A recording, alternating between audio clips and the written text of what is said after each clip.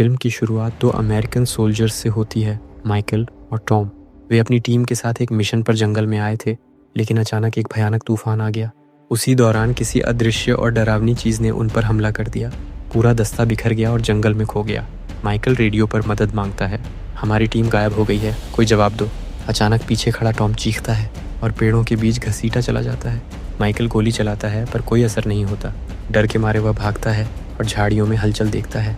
तभी एक भयानक डायनासोर उस पर झपटता है और उसे वहीं मार डालता है। अगले दिन अमेरिकन बेस कैंप में एक महिला आती है, लिंडा। वह सैनिकों को बताती है, मेरे पति पर एक पंखों वाले डायनासोर ने हमला किया और उसे उठा ले गया, लेकिन कोई उसकी बात पर यकीन नहीं करता। तभी वहाँ एक ट्रक पकड़ा जाता है जिसमें रेडिएशन के निशान मिलते हैं। कुछ बम आसपास फटे होते हैं। एक सिपाही कॉल करके कर्नल विल्सन को रिपोर्ट देता है, सर, ट्रक मिल गया है, लेकिन हमारी पिछली टीम पूरी तरह लापता है। यह सुनकर कर्नल तुरंत एक रेस्क्यू टीम भेजने का आदेश देता है।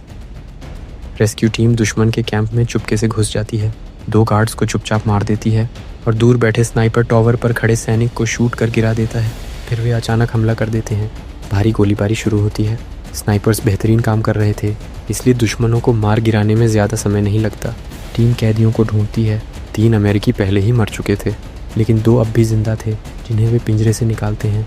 अचानक एक दुश्मन सैनिक पीछे से हमला करता है, लेकिन सार्जेंट बेकर तुरंत अपनी मशेटी निकालता है और उसका सिर काट देता है।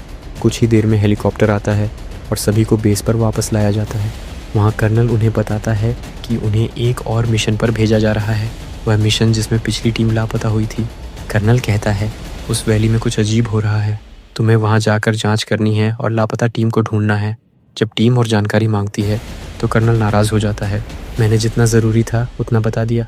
फिर वह टीम लीडर बेकर से अकेले में कहता है, अपनी टीम को कंट्रोल में रखना, अगर मिशन सफल हुआ तो मैं तुम्हारे पुराने आरोप मिटा दूंगा। शाम को हेलीकॉप्टर मिशन के लिए उड़ता है। उड़ान के बीच सिस्टम बीप करने लगता है।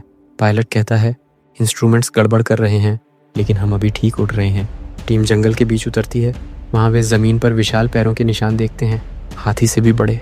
सबके चेहरों पर डर साफ झलकता है। वे आसपास तलाश करते हैं, जहाँ उन्हें बड़े पंखों का टुकड़ा और अनोखे पंजों के निशान मिलते हैं। फिर उन्हें एक बैग मिलता है जिसमें एक मैप था, रिसर्च स्टेशन 4 का नक्शा, एक नोट भी था, हमारा शिकार किया जा रहा है।